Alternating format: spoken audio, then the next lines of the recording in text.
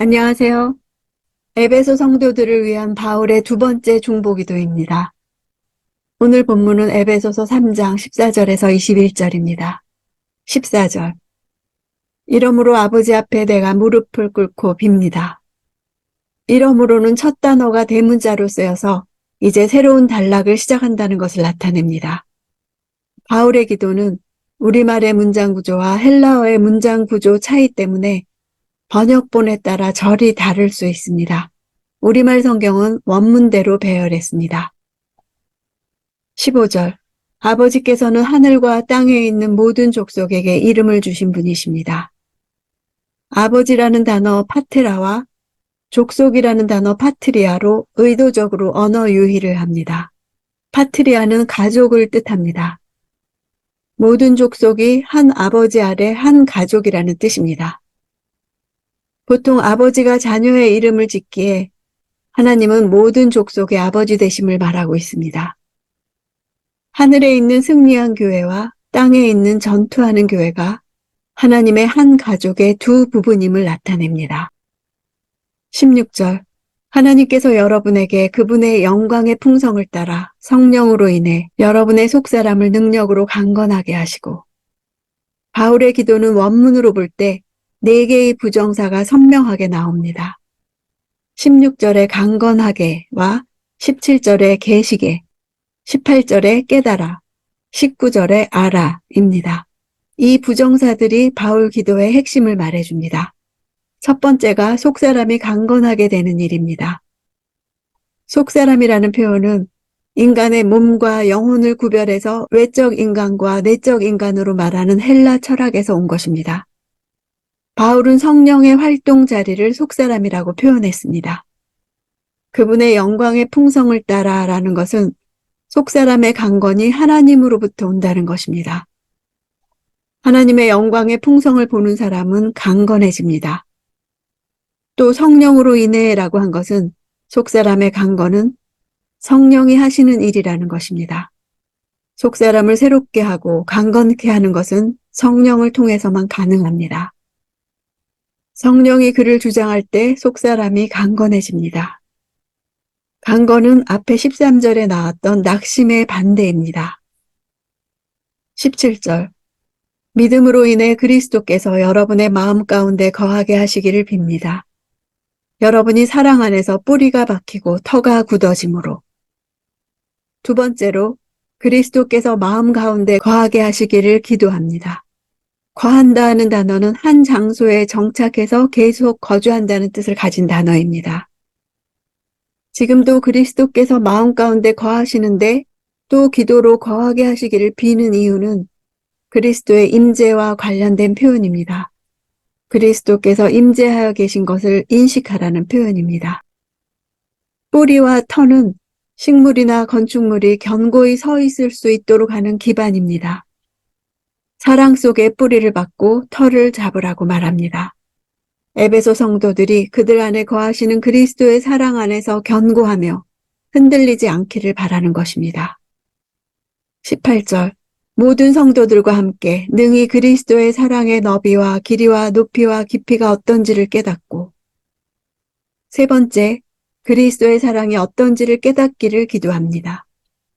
그리스도의 사랑은 유대인들과 이방인들을 충분히 포함할 만큼 넓고 영원토록 지속될 만큼 길고 하늘로 올릴 만큼 높고 가장 타락한 죄인에게도 이를 만큼 깊습니다. 19절.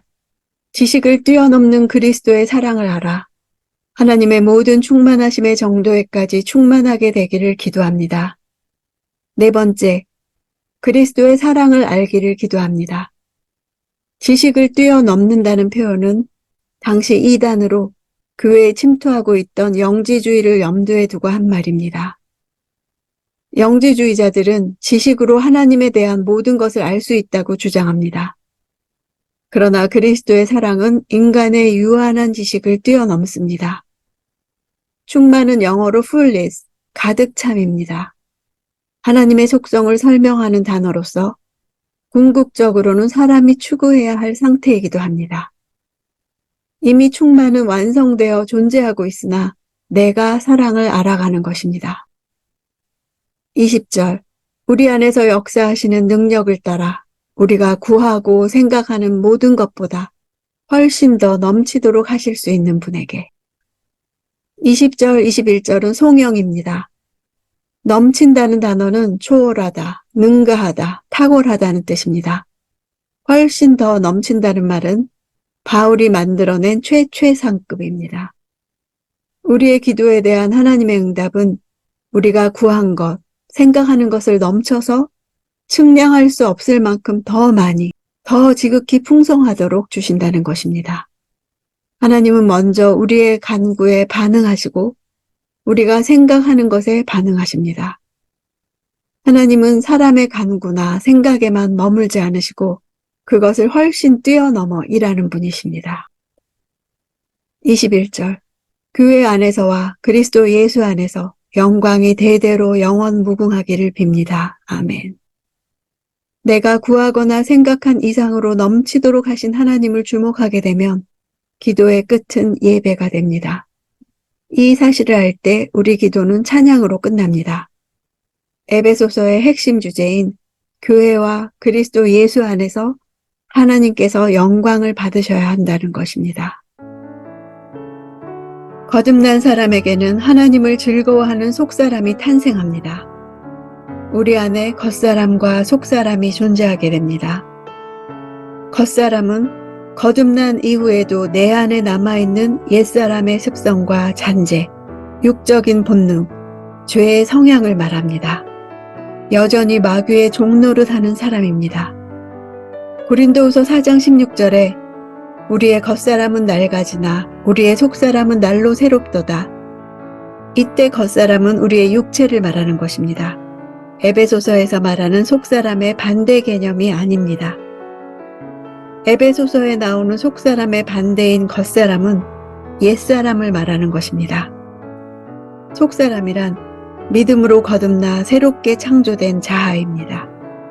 하나님과 교제하는 영역이며 영적인 것을 이해하는 영역입니다.